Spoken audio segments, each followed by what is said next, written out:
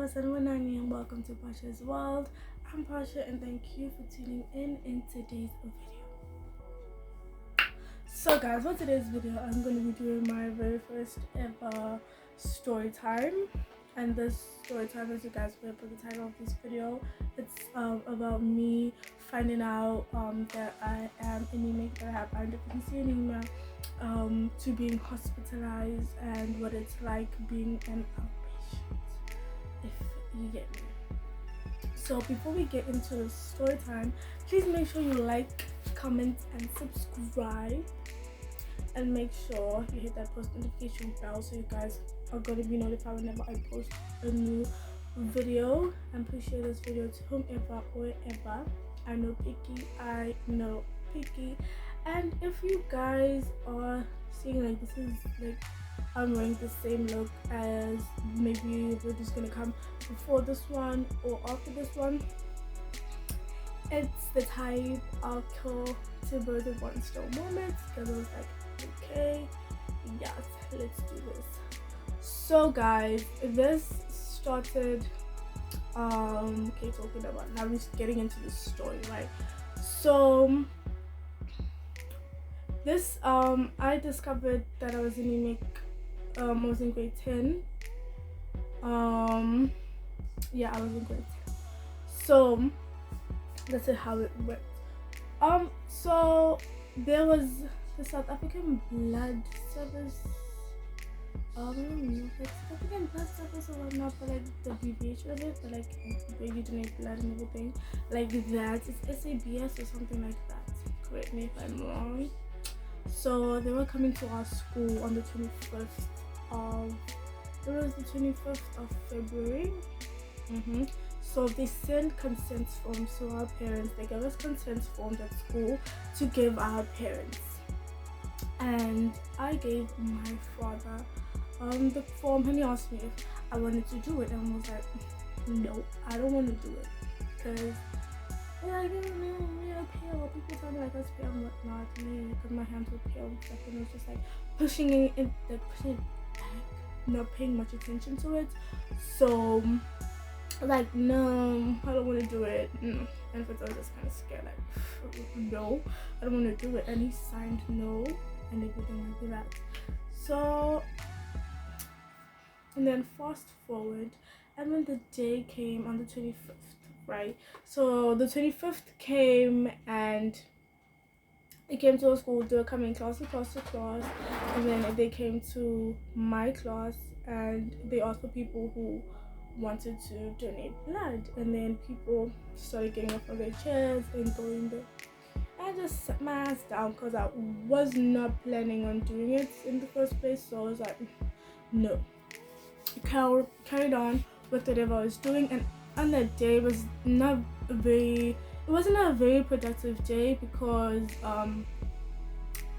people were busy donating blood, so there was not much learning happening on that day. And then we sat down, and then break time came. And guys, if I'm all over the place, excuse me. And then break time came. When break time came, we just sat down, ate our lunch, and I was just looking at people coming down, like they had juice bottles, and then the pills. At that time, I didn't know what they were. I just saw them white things. But I saw them white things. So, and then they were like, coming down, everyone's coming down, and there was this voice at the back of my head. I was like, go. Something telling me was like to go.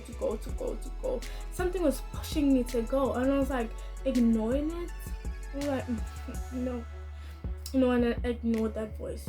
I ignored it, and then I carried on sitting there, break time, enjoying my lunch, talking with my friends, and then when after break came, this voice, like, it became so persistent. I don't know, it was like a voice or an urge or something, like something was pushing me to go, and I was like, okay, fine, let me just do this, get it over and done, let me go donate blood.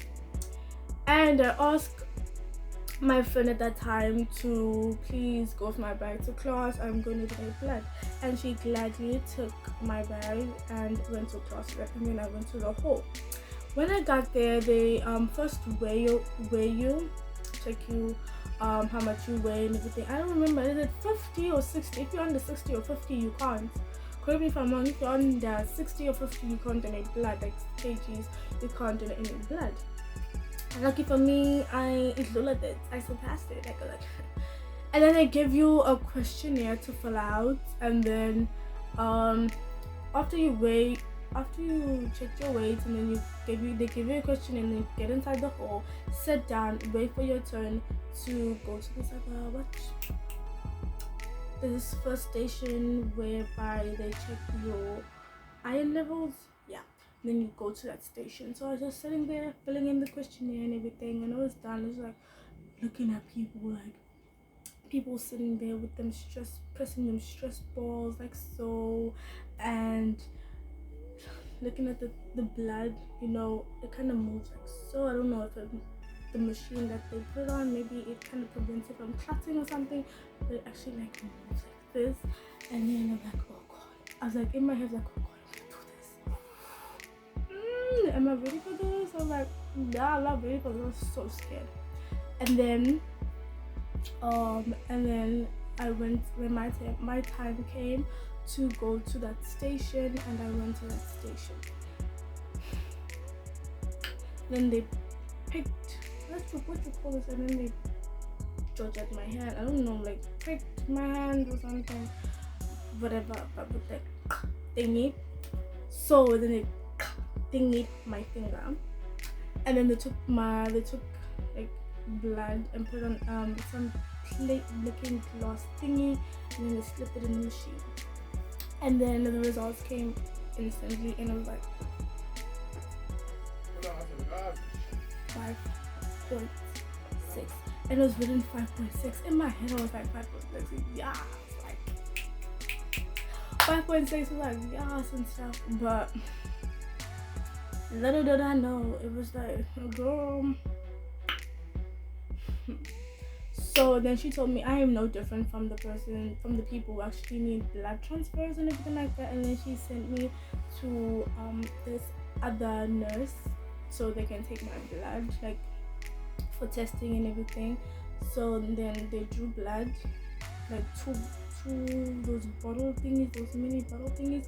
They took 2, and then they were like, okay, they're gonna call when I have to come fetch my results.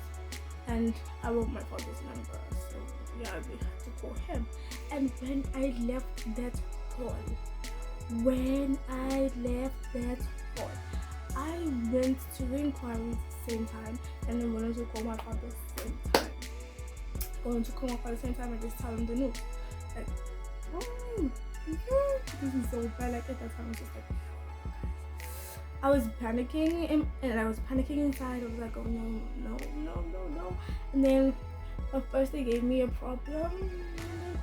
They gave me a problem. They were like, no, why are you gonna call your father when you're gonna see your father at home? And that time my father was away at work. And I told them, no, my father was away at work.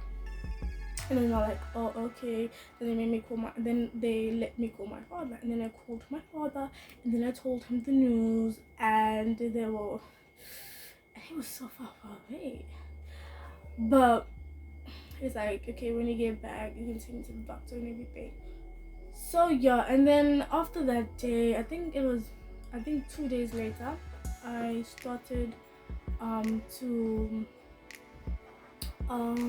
I wanted to start playing netball and stuff. So I went by where I stay, and then where I stay, there's netball being coached there, so I went there.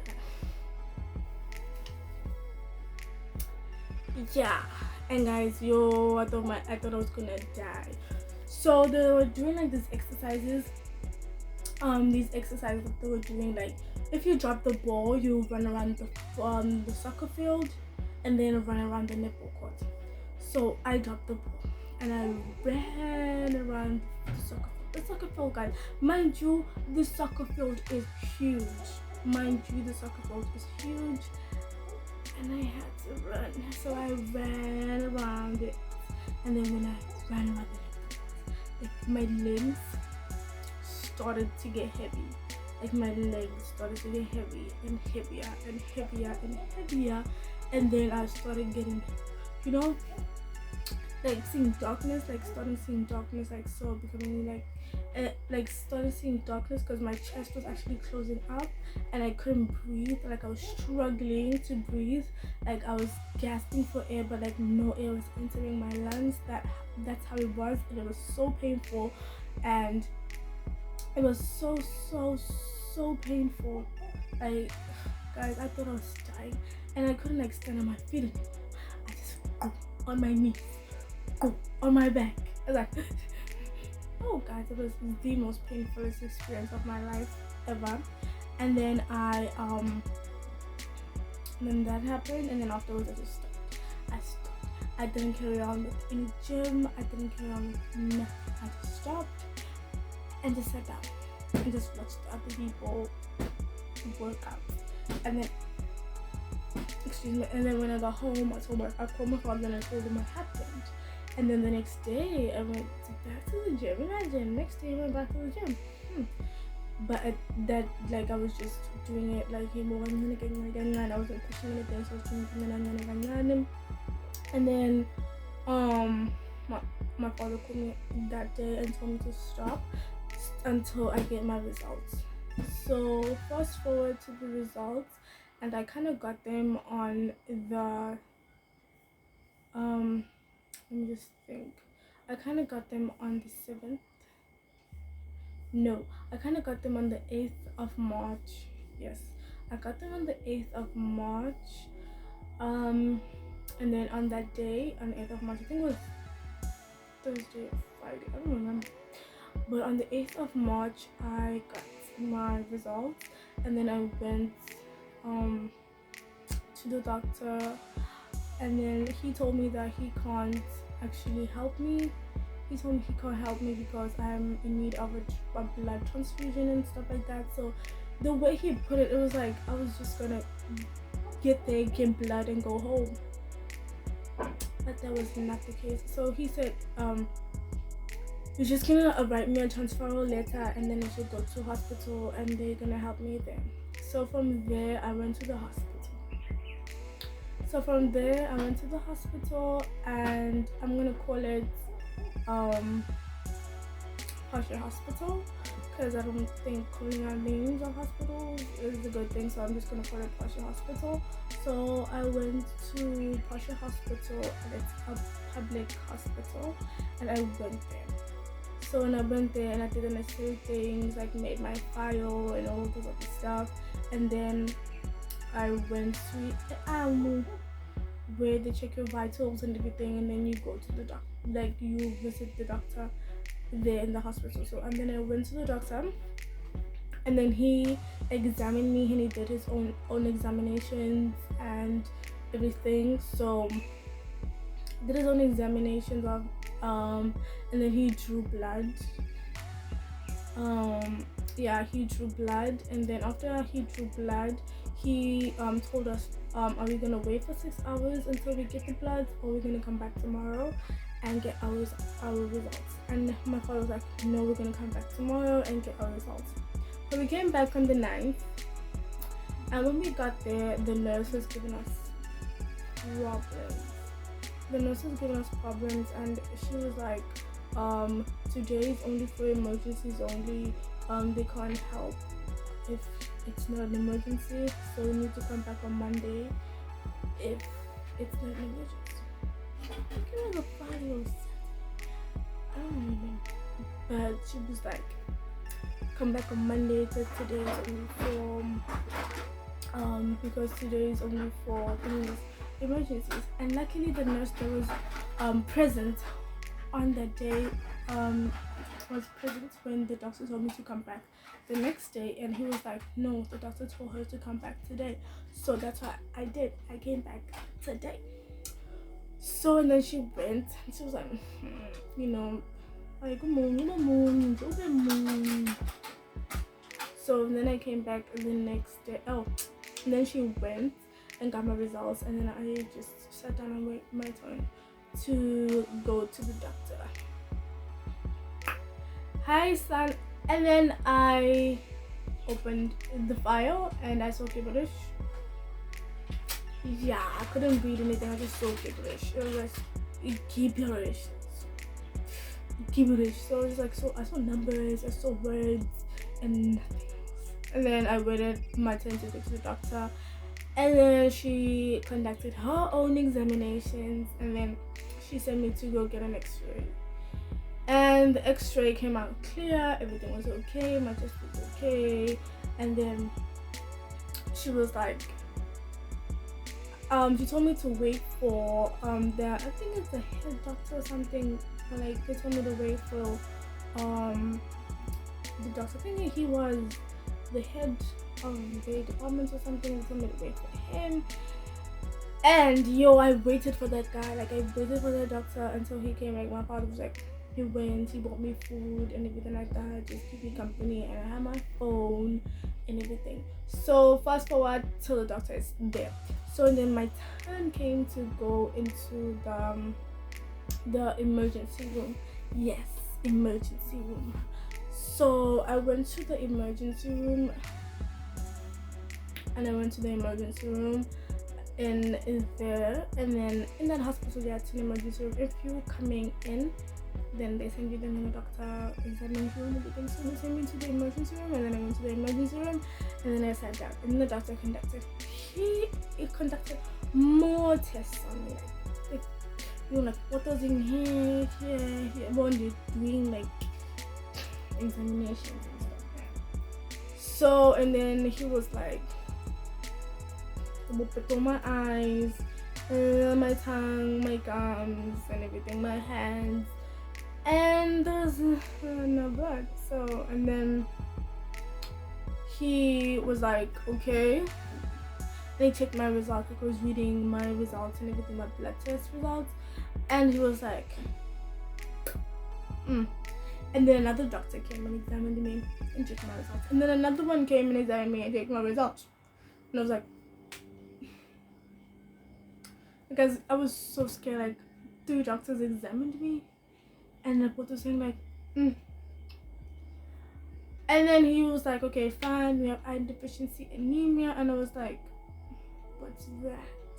You might have like, what's that?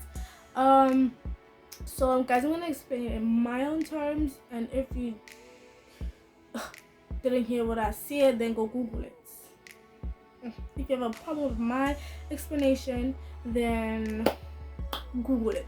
So it is that my body cannot produce enough red blood cells on its own, which red blood cells contain hemoglobin. Hemoglobin is what carries oxygen throughout the whole body, and I do not have that, so my body cannot produce enough red blood cells. So guys, and that's not fun. So and then he was like, okay, fine, we have to admit you. See when he said those words, like, you have to admit me, I was like, why? Like I instantly asked the doctor, Ngoba? Like I was like, Ngoba? Like I have to do this. He was like, he has to do this. I can't go home, because if I go home and something happens to me along the way, he's gonna get arrested for negligence. So I was like, okay, fine. I went to the window and go admit myself. Guys, it was such a bittersweet. Like I wanted to cry. Like I really wanted to cry, because it was like, I'm in the hospital. No, I don't want to be in the hospital. Oh no. And then I went and admitted myself, and then came back and sat where I was sitting. Yeah, I came back and sat when I was sitting, and then I called my granny and I told her I'm not coming back home. I'm admitted to the hospital. So and then when that happened, my father just went and bought me like toothbrush, about tea-pole, lotion, and everything like that, just for the night. So and then I sat there, and then Dr.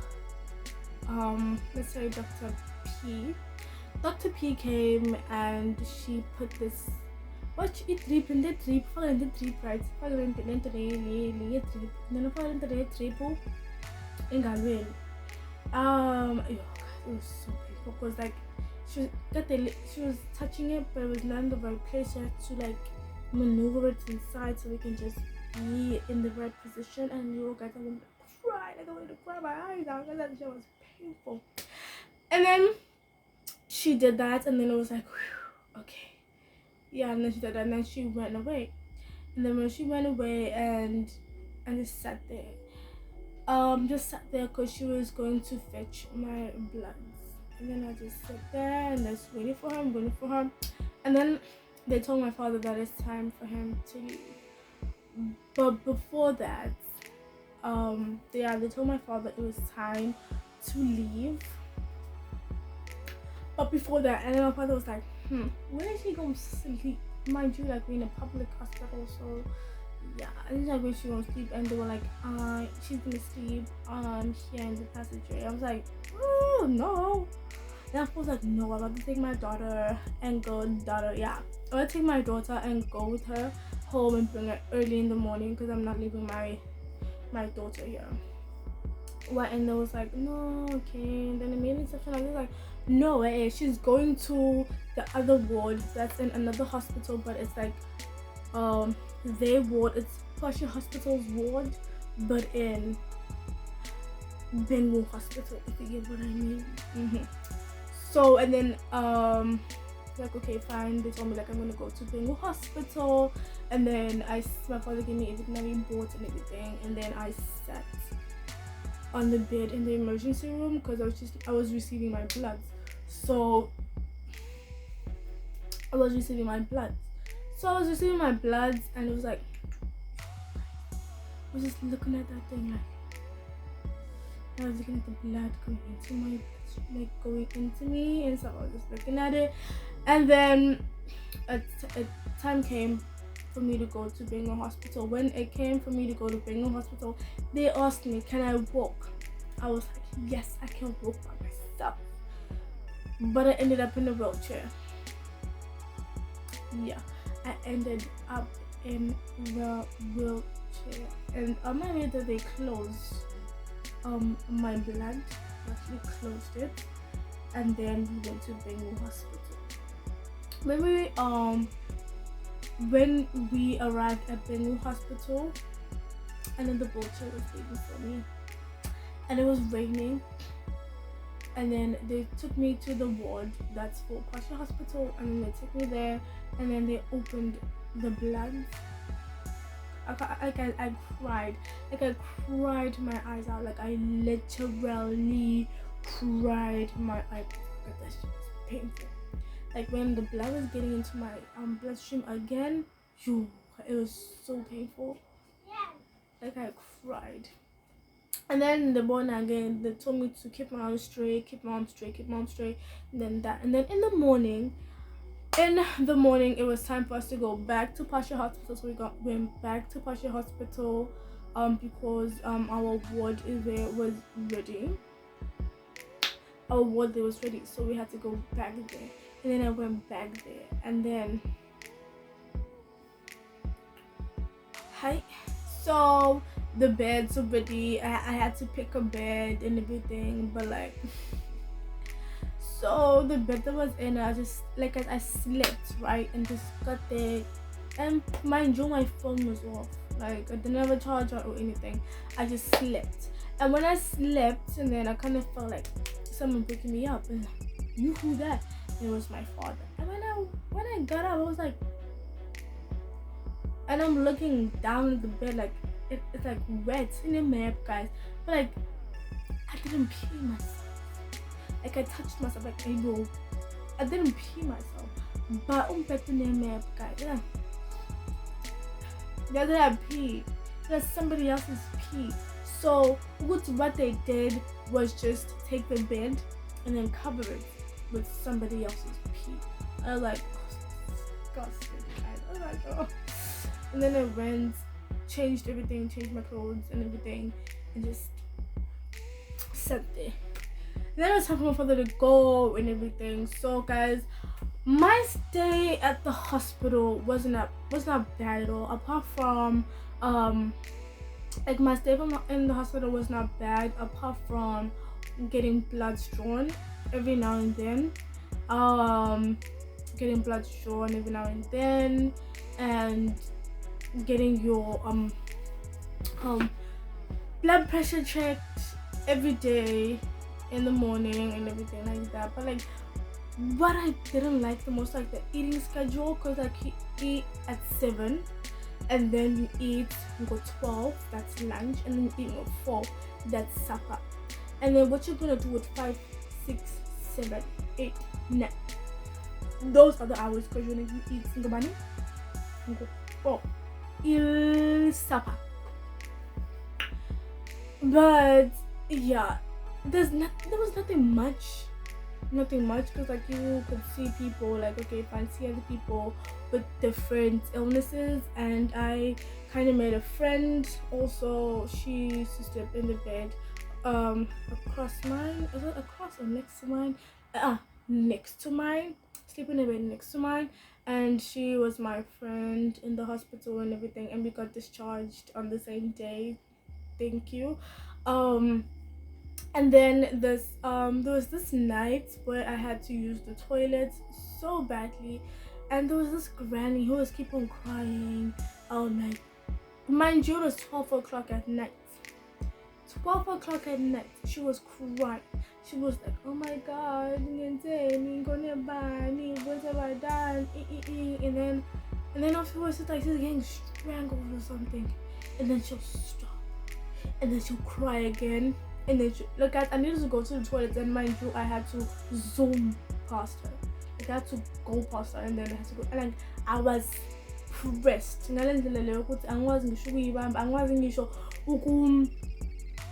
I was so pressed, and I had to run, and then I had a flashlight on, and then I bomb the flashlight, and then I ran to the toilet, like lead the passage baby become case, right?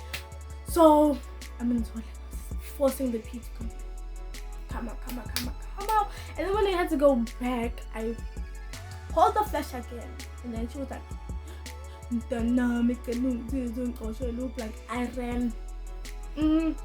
She asked me to touch something for her at night, and she was crying, being strangled at night, and then she asked me to touch her blanket. I ran, poo. I ran, Manu. You can say whatever. Say whatever you want, but I ran. And then I'm bothered. And my heart was. And then she called the nurse, and she's like, nurse, and stuff. And nights, and then I just like slept. And then on March 19, that's when I got it discharged. So 19th of March I got discharged. 19th of March I got discharged, and then from there onwards I became an outpatient. So when I got discharged, my blood was, I think it was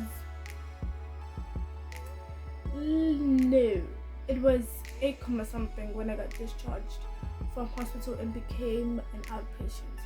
And then when I became an outpatient, I had appointments to come to the hospital, maybe like 2 times, once, come to the hospital, get checked out, and then go home or take my meds and stuff. So in this one time when I was an outpatient, I had an endoscope or something, endoscope appointment, where they put a tube like down your throat to check if there's any internal bleedings, or if there's any ulcers, like if I have ulcers or anything like that.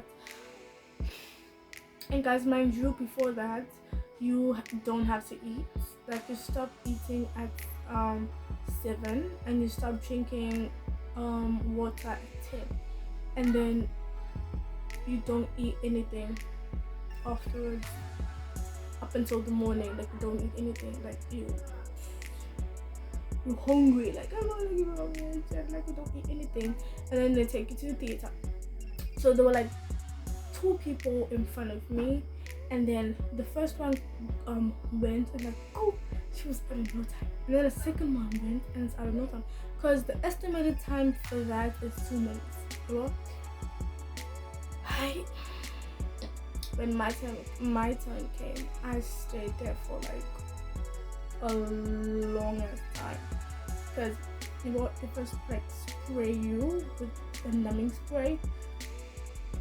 They spray you with the numbing spray, and then they give you this thing elbow to bite on. They don't bite the pipe, and then they kind of put the pipe in you, and then it kind of like opens. This air coming out, and if this air going in, like water going in and everything going in, so they're checking like it went down up until my belly button. I was like, it was the most uncomfortable thing I've ever done, because you're lying on your side and they have to do this, and like, and you can't tense your stomach or anything like that. If you do that, it hurts. So, and then that happened and everything, and then my sister said I was in there for 18 minutes, but it was like more than that, guys. And then you see, when I came out of the theater, my father was already having the footies for me. I ate same time because I was like, I am not going to eat. I haven't ate in a long time, in ages. So, and that happened, and then after that they told me to come back after 2 weeks, and then I came back after 2 weeks, and then they did bloods again, and then they told me to go get my pills at the dispenser, guys. Saying but like really listen, this I have to get my pills at the dispenser or whatever. Like, I'm not gonna please go that about that. And then I had to do that, and then I went and I did that, and then when I got my pills and everything, and then when I came back after 2 weeks again, and they discharged me because my bloods were like 11,8, so I was no longer required to be an outpatient or anything. Everything was going good, and they wrote me a letter to send to a clinic, my local clinic or anything, so I can get help from there, like get pills from there, get tested from there every time I'm gonna get bloods tested.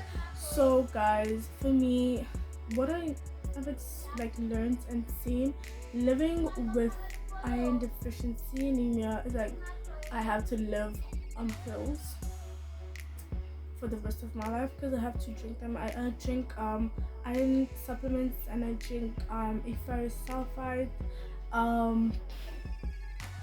Yeah, because if I actually like, if you have this and you stop drinking your pills, you're gonna go back to square one.